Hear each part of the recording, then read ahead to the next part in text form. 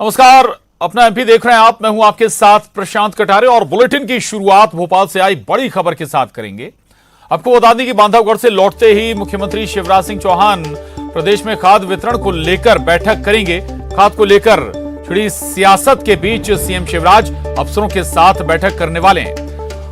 खाद की उपलब्धता और आपूर्ति को लेकर अफसरों के साथ महत्वपूर्ण चर्चा होगी। शाम 5:30 बजे बताया जा रहा है कि बैठक बुलाई गई है। मुख्यमंत्री अफसरों के साथ चर्चा करेंगे कि आखिर अगर लगातार खाद आ रहा है तो फिर दिक्कत कहां है, क्यों ऐसे हालात बन रहे हैं, क्यों इस तरह की खबरें आ रही हैं कि किसानों को खाद समय पर नहीं मिल पा रही है। और इसी के बाद बांधवगढ़ से लौटते ही मुख्यमंत्री शिवराज सिंह चौहान बैठक करेंगे प्रदेश में खाद वितरण को लेकर। दरअसल न्यूज 18 ने भी खबर दिखाई थी, बताया था कि कैसे जो अधिकारी हैं, अफसर हैं, उनकी लापरवाही के चलते किसानों को खामियाजा इसका भुगतना पड़ रहा है। गोदामों में खाद मौजूद है लेकिन किसानों तक खाद नहीं पहुंच पा रहा था।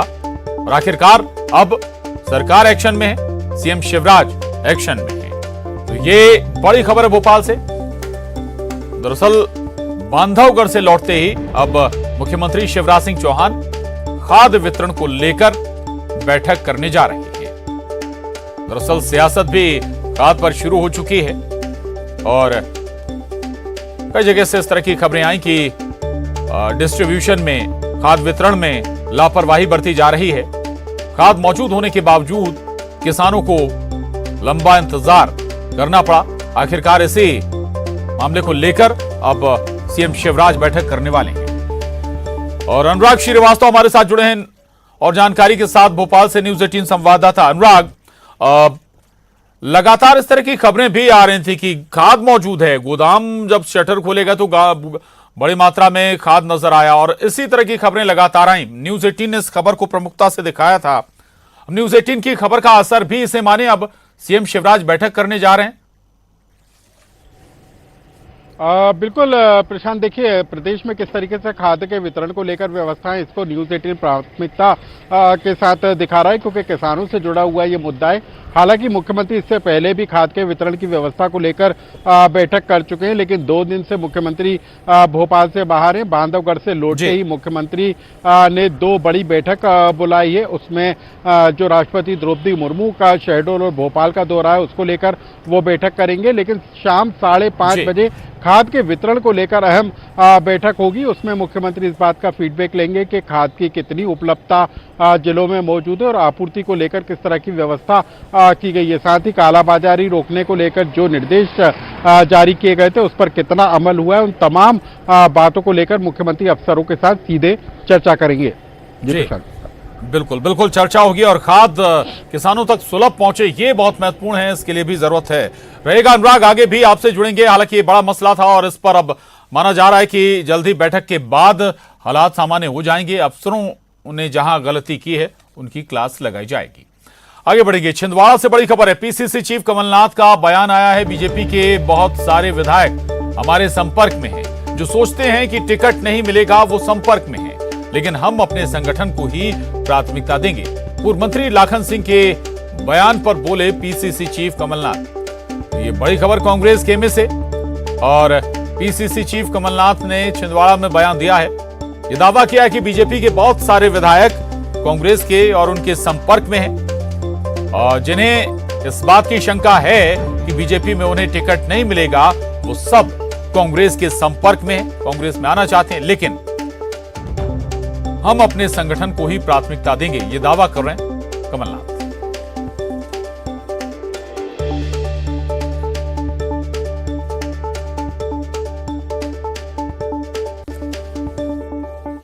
कांग्रेस के संपर्क में, भाजपा के बहुत सारे विधायक कांग्रेस के संपर्क में हैं, वो तो रहेंगे जो सोचते हैं जिनको टिकट नहीं मिलेगी, पर हम अपने संगठन को ही प्राथमिकता देंगे।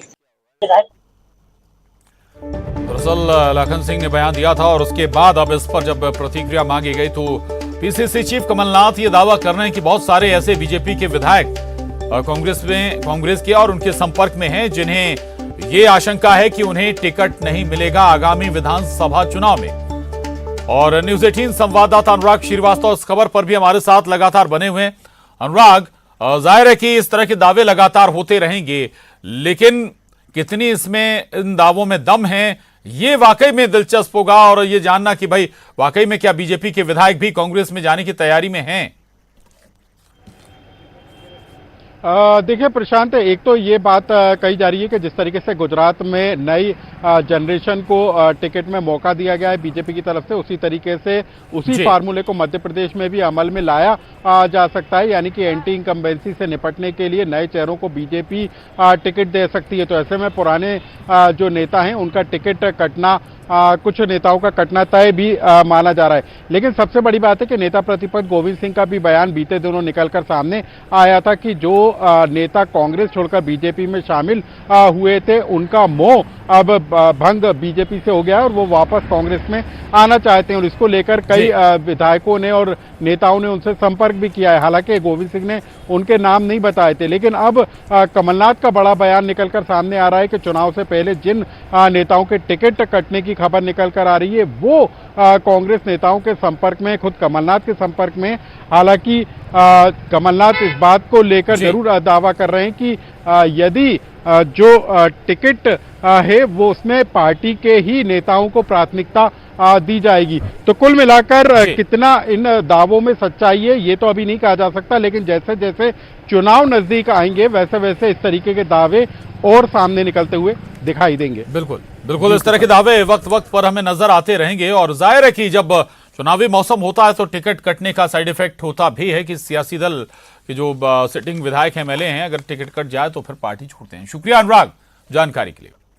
आगे बढ़ेंगे। रायसेन के बाद दमोह में धर्मांतरण के मामला सामने आया। यहां एक 17 साल के युवक को पादरी बनाया जा रहा था। इसका खुलासा तब हुआ जब राष्ट्रीय बाल अधिकार संरक्षण आयोग के अध्यक्ष प्रियंका कानूनगो और बाल संरक्षण आयोग के सदस्य ओंकार सिंह रविवार को रायसेन के बाद दमोह पहुंचे, जहां चल रहे कई मिशनरी संस्थाओं का उन्होंने दौरा किया। इस दौरान दोनों ने पाया कि वहां धर्मांतरण और चाइल्ड ट्रैकिंग की शिकायत जो उन्हें मिली थी उसमें सच्चाई है।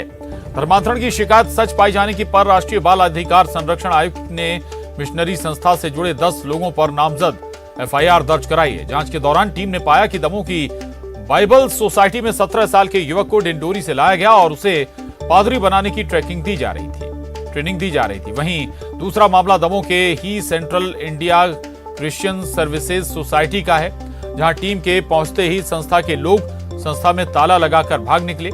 बाद में पुलिस के दखल के बाद संस्था में टीम दाखिल हुई तो पता चला कि बिना रजिस्ट्रेशन के यहां चिल्ड्रन होम संचालित किया जा रहा था।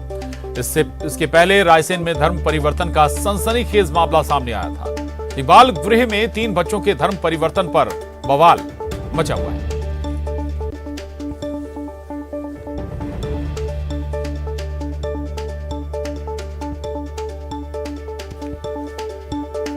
आज राष्ट्रीय बाल आयोग के अध्यक्ष श्री प्रियंका कानूनगो द्वारा बाइबल जो संस्था है वहाँ निरीक्षण किया। इसके बाद आधारशिला बाल गृह का निरीक्षण किया। इसके बाद निरीक्षण के दौरान उन्होंने इन संस्थाओं पर कुछ कमियां पाई गई हैं। इनका कहना है कि वहाँ कुछ बच्चे हैं जो अनलीगल रूप से रखे गए हैं। आज उन्होंने निरीक्षण उपरांत थाना दमोह देहात में स्वयं उपस्थित होकर अपराध पंजीबद्ध कराया है और अपराध पंजीबद्ध कर उसकी विवेचना स्टार्ट की जा रही है। आगे विवेचना में जो भी साक्ष्य आएंगे उस आधार पर उसमें अग्रिम कार्रवाई की जाएगी। सर, पूरा मामला किस प्रकार का है? क्या धर्मांतरण हो रहा है? धर्मांतरण क्या आरोप है? उन्होंने अपने निरीक्षण के दौरान इस तरह के तथ्य पाए हैं। उनका कहना है कि धर्मांतरण संबंधी यहाँ कार्य चल रहे हैं, तो उस संबंध में भी उन्होंने एफआईआर में यह तथ्य लेख कराया है। इन तथ्यों की बारीकी से जांच की जाएगी, जांच में स्पष्ट हो जाएगा। सर, एक आयोग के राष्ट्रीय अध्यक्ष को 4 घंटे तक मशक्कत करनी पड़ी, पुलिस थाने में बैठकर आपकी चौकी में जाना पड़ा, एफआईआर लॉन्च क्यों नहीं हो रही? नहीं, यह कहना गलत है। टाइम से एफआईआर लॉन्च की गई है। उन्होंने पूरा अपना आवेदन पत्र प्रस्तुत किया और फिर एफआईआर तत्काल की गई। उधर दमोह के तेजगढ़ थाना निवासी हरपाल सिंह का मामला भी बड़ा अजीब है। उन्होंने बताया कि जिस महिला से उन्होंने शादी की थी वो महिला 2019 में मंडीदीप में रहकर मजदूरी किया करती थी और शराब का नशा करती थी और अब वो उनके बच्चों को लेकर भोपाल चली गई थी, जहां पर बाल संरक्षण वालों ने हरपाल के बच्चों को अपने देखरेख में ले लिया, जिसके बाद हरपाल के द्वारा अपने बच्चों को वापस मांगा गया, लेकिन बाल संरक्षण आयोग वालों ने हरपाल के बच्चे वापस नहीं किए। उनका कहना है कि आज जानकारी मिल रही है कि वो रायसेन में किसी संस्था में पहुंच गए हैं और जिनका धर्मांतरण करके उनको मुस्लिम बना दिया गया है।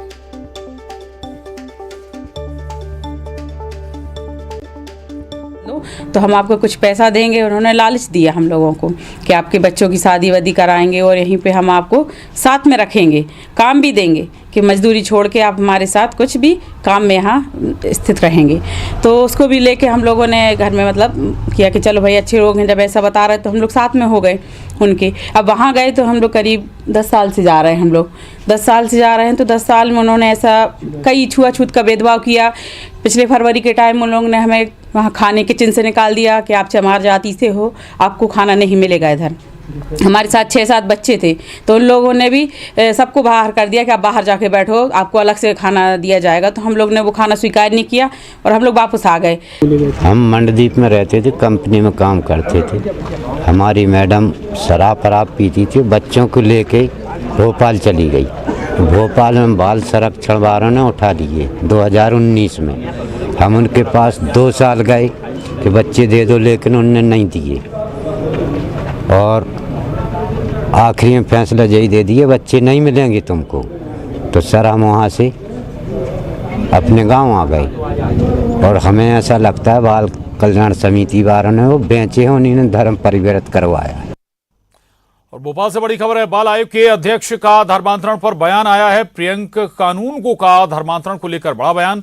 बच्चों को पादरी बनाना गलत है, ये पूरी तरह से ट्रैफिकिंग है और दिव्यांग बच्चों को संस्थान में रखा गया जो रजिस्टर्ड नहीं थे, उनसे ईसाई प्रैक्टिस करवाई जा रही थी। बच्चों के सरनेम को बदला गया है, ये करने का अधिकार संस्था को नहीं है।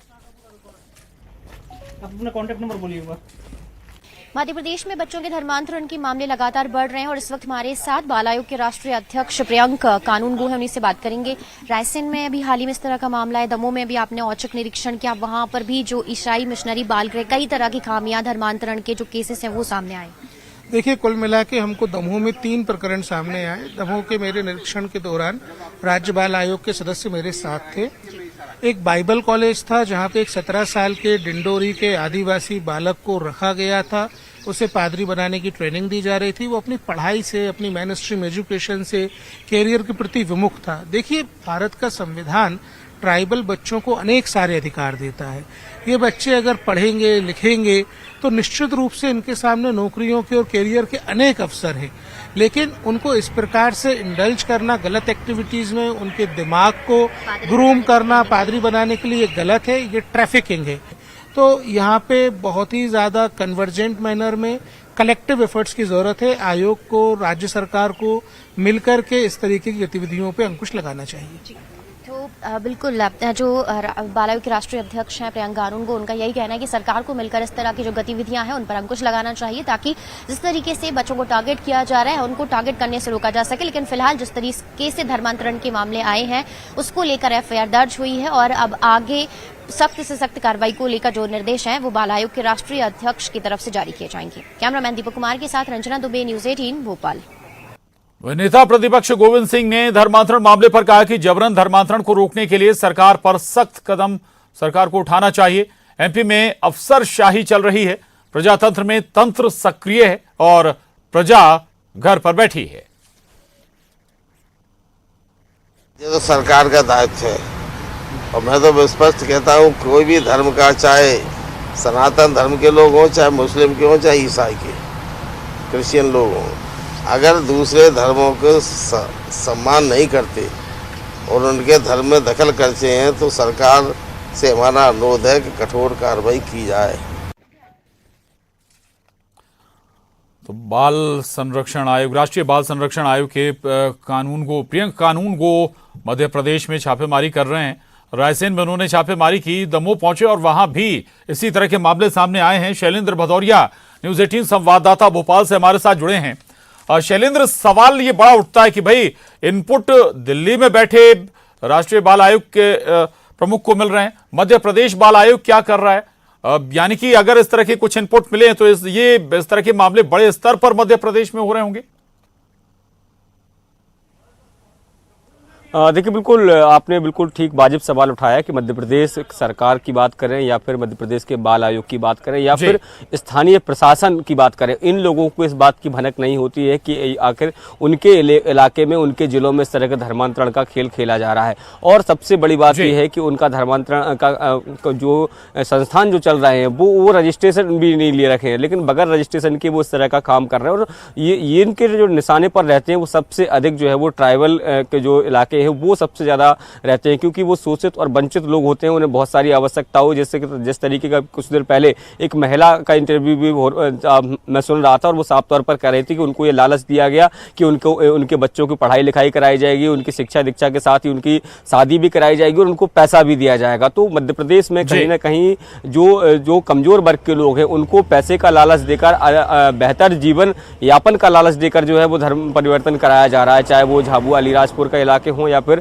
रायसेन और डिंडोरी मंडला, ये इलाके नहीं, ट्राइबल के जो इलाके हैं जहां लोग अभी भी मूलभूत सुविधाओं से कहीं ना कहीं महरूम रहते हैं और ऐसे लोगों को बरगलाकर जो है धर्मांतरण कराया जा रहा है। इसको लेकर ये बात बिल्कुल सही है कि राष्ट्रीय बाल आयोग को इसकी भनक लगती है और वो मध्य प्रदेश पहुंचते हैं और न केवल रायसेन बल्कि दमोह में भी इस तरह का केस सामने आते हैं। ये दो बड़े मामले रायसेन और दमोह अभी तक सामने आए हैं और जाहिर है कि कुछ हो सकता है कि कुछ और इनपुट हो उनके पास या कुछ और जानकारी हो तो आने वाले वक्त में कुछ और नए खुलासे हों।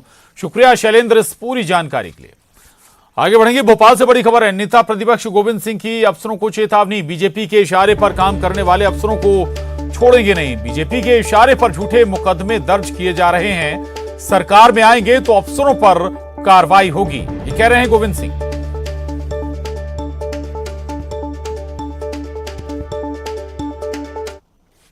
समय आएगा तो ऐसे अधिकारियों को जिन्होंने कांग्रेस के कार्यकर्ताओं पे, मनोज चावला हमारे माननीय विधायक पर जनता की आवाज़ उठाने पर मुकदमा लगाए हैं, ऐसे अधिकारियों को कठोर कार्रवाई किया जाएगा। दंडित करने से पीछे नहीं रहूँगा। सरकार बनती है हमारी तो गोविंद सिंह को सुन रहे थे आप। डॉक्टर गोविंद सिंह कह रहे हैं नेता प्रतिपक्ष की अगर अफसरों को उन्होंने सीधे तौर पर चेतावनी दी है कि सरकार के इशारे पर जो अफसर हैं वो काम ना करें। बीजेपी के इशारे पर झूठे मुकदमे दर्ज किए जा रहे हैं कांग्रेसियों पर, ऐसे आरोप भी डॉक्टर गोविंद सिंह ने लगाए हैं और ये भी उन्होंने साफ लहजे में कहा कि सरकार में आएंगे तो अफसरों पर कार्रवाई की जाएगी। एक लिहाज से सीधे तौर पर हम ये कहें कि प्रेशर पॉलिटिक्स, दबाव की राजनीति डॉक्टर गोविंद सिंह करते हुए नजर आ रहे हैं। इससे पहले एक पत्र भी पीसीसी चीफ कमलनाथ ने लिखा था और इसी तरह का अंदाज कांतिलाल भूरिया का भी देखने को मिला था आलोट में जब वो पहुंचे थे कांग्रेस विधायक के समर्थन में। और अब नेता प्रतिपक्ष डॉक्टर गोविंद सिंह का इसी तरह का बयान, इसी तरह की धमकी कि सरकार में आएंगे तो अफसरों पर कार्रवाई होगी। बीजेपी के इशारे पर झूठे मुकदमे दर्ज ना करें अफसर। और शैलेंद्र भदौरिया हमारे साथ जुड़े हैं इस खबर पर भी भोपाल से। शैलेंद्र, इस पर कल हमने चर्चा भी की थी और इससे पहले भी लगातार इस तरह के बयान एक के बाद एक आ रहे हैं। कांतिलाल भूरिया, फिर पीसीसी चीफ कमलनाथ का खत और अब डॉक्टर गोविंद सिंह, ये किस तरह के दबाव बनाने की राजनीति है चुनाव से पहले, क्या दिखाता है?